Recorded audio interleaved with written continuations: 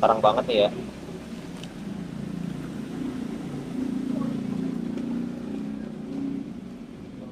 Oke, Assalamualaikum warahmatullahi wabarakatuh. Perkenalkan, nama saya Muhammad Dodo Fadila. Saya dari UPJJ Jakarta, jurusan Sistem Informasi, NIM 053902 199. Di sini saya akan menjelaskan tugas satu struktur data. Oke, teman-teman, kita langsung mulai aja untuk dari struktur datanya. Yang pertama-tama kita buka dulu VS Code-nya.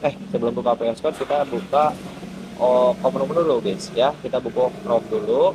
Di sini dijelasin buatlah sebuah deklarasi variabel dengan tipe data integer yang bernama struktur baris ya teman-teman. Kita langsung buka aja VS Code-nya.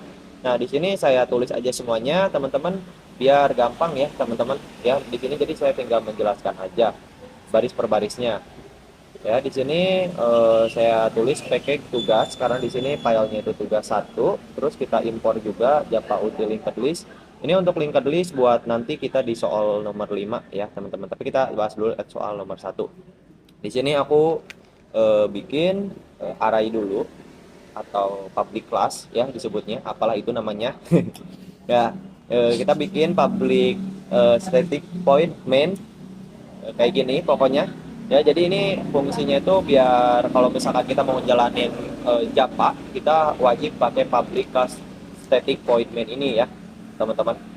Oke, di sini kan kita bikin integer nih. Integer tadi namanya apa, yang bernama struktur, yang nama struktur baris ya. Oke, kita ke mana ini? Kita ke VS Code lagi.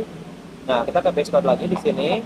Nah, ini kan integer nih. Integer namanya jumlah baris. Nah, biasanya integer itu dia isinya itu angka ya, teman-teman. Jadi di Java ataupun bahasa yang lain itu jadi tiap nama sama angka itu dia memiliki apa ya ini namanya? Pokoknya kayak integer ya, ada yang integer, ada yang string, pokoknya mah kayak gitulah. Jadi ini integer jumlah baris. Nah, ini jumlah baris isinya 20 ya, Kak. Jadi ini jumlah baris ini dia isinya 20. Nah, cara biar munculin jumlah ini atau gak tampilan ini itu dengan cara system.out.printin ya. Jadi kita bikin system.out.printin kayak gini. Terus isinya ini jumlah baris. Jadi nanti bakal muncul kalimat jumlah baris sama dengan ya, terus ditambah jumlah baris yang ini teman-teman yang ada di atas. Nah, ini kan di atas udah terdeklarasi ya 20. Jadi nanti isinya bakalan jumlah baris sama dengan 20. Oke, kita run coba. Ya teman-teman, kita run. Kita run. Bentar ya teman-teman, ini sorry ya. Soalnya ini laptopnya juga nih agak kentang nih ya. Tuh gak ada. Bentar ya, kok gak ada. Bentar ya. Nah, ini nih baru muncul nih ya. Sorry sorry guys. Ya. Terminal. Nah, ini nih satu-satu ya. Ini laptopnya nih agak kentang nih ya. Nah, ini nih ya, ini nih yang jumlah baris sama dengan 20. Nah, ini nih, ini udah muncul nih. Dia udah muncul jumlah baris sama dengan 20. Terus kita keluarin lagi jumlah baris sama dengan 20 nih. Ya, jadi sesuai ya, teman-teman ya. Jumlah baris sama dengan 20 ya. Jadi gitu. Jadi kita mau munculin tampilan 20 ini, kita panggil, kita deklarasi dengan ini ya, kayak gitu. Oke, kita ke etalase. Kita ke nomor 2. Nomor 2 itu kita bikin string ya. Kita bikin string nih ya. Nomor 2 itu buatlah sebuah deklarasi variabel dengan tipe data string ya. Nah, jadi tipe data string. Nah, ini tipe data string itu biasanya memuat isinya itu kalimat ya atau kata. Jadi kalau angka kan tadi ya int gitu ya. Kalau misalkan kata ya, kalau misalkan kata itu namanya string teman-teman. Jadi nah contohnya kayak gini nih, ini kata baru. Nah, kata baru ini dia memuat kata ini ya, kata baru sama dengan deklarasi tipe data string.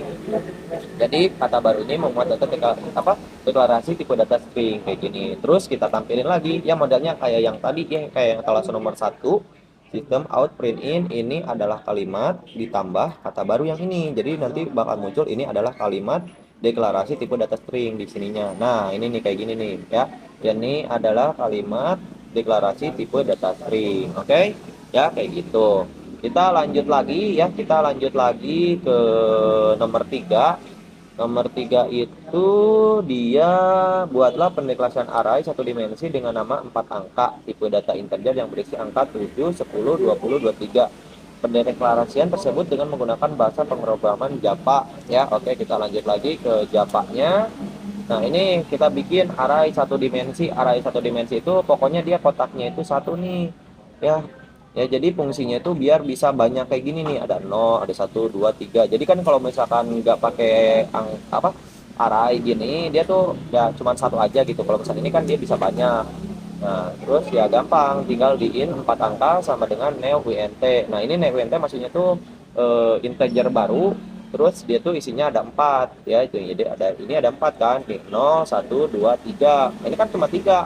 Enggak, jadi untuk penghitungan caranya kalau misalkan di Java itu dari 0 ya, dari 0, 1, 2, 3 gitu. Terus tinggal dimunculin aja deh sistem out print in 4 angka sama dengan, nah ini aku menggunakan for ya atau looping bisa dibilang ya looping ya kalau nggak salah. For ini int i sama dengan 0, jadi jika i sama dengan 0 maka jika i sama dengan jika i sama dengan jika i kurang dari 4 angka, jadi pokoknya kalau misalkan i-nya itu kurang dari 4 angka ini panjangnya dia tuh bakal bertambah. Jadi selama i ini kurang dari 4 angka gini, jadi dia bakal bertambah. Nah, jadi contohnya tuh kayak gini, 1, 3, 5, 14, 19, bukan. Nah, ini 7, 10, 20, 23. Jadi ini fungsinya tuh biar muncul gitu. Si i-nya tuh kalau misalkan i emang sama dengan, jika i sama dengan 0, terus kan ininya i, jika i sama dengan 0 maka panjangnya dia bakal bertambah gitu. Nah, intinya tuh kayak gitulah.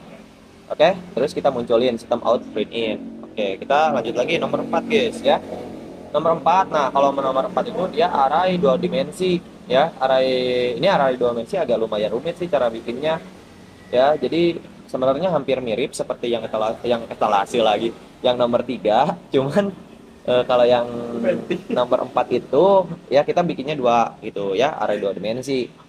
String, jadi stringnya ini yang kotaknya itu dia 2 angka, jadi string angka sama dengan ini ya angkanya tuh. Terus kita bikin lagi dengan cara looping lagi ya, for in jika i sama dengan 0 ya, jadi ini kita satu-satu ya, jika for in sama dengan 0 j angka length panjangnya bertambah ya, sama ini juga ya. Nah, ini jadi kalau yang j ini jadi dia tuh lanjutan dari yang i itu loh ya, kayak gitu. Ini kan j nih, jika j kurang dari angka ini i maka dia bakal bertambah gitu. Jadi dia tuh kayak sebaris gitu loh ya, kayak gitu ya, kayak mirip matrik lah ya. Terus dimunculin lagi lah ya, dimunculin lagi kayak gitu ya. Terus untuk yang nomor 5 nih, nah kalau yang nomor 5 karena dia tuh berbeda ya, jadi kita bikin list nih ya. Jadi kita harus nih seperti yang tadi aku bilang di awal, jadi dia tuh ada impor Java util linked list. Jadi dia tuh berbeda ya, harus dipanggil dulu, harus diimpor dulu ya, kayak gitu. Jadi impor Java list ya, kayak gitu. Kita bikin nomor 5 linked list integer list sama dengan linked list ya. Terus ditambahin nih list add 2, ditambahin list add 19, list add, jadi dia tuh kayak nambahin gitu, nambahin list ya, kayak gitu. Linked add 22, terus kayak gini. Terus modalnya tuh sama sih sebenarnya, konsepnya tuh sama seperti yang 1, 2, 3, 4, 5. Jadi kita cara pemanggilannya sama ya, cara ininya tuh sama ya teman-teman. Jadi kurang lebih kayak gitu. Oke, mungkin penjelasannya cukup sekian aja dari saya. Terima kasih. Semoga tugas ini bisa membantu pembelajaran dari mata kuliah struktur data. Oke, saya Muhammad Fadila mengucapkan terima kasih and see you, dadah.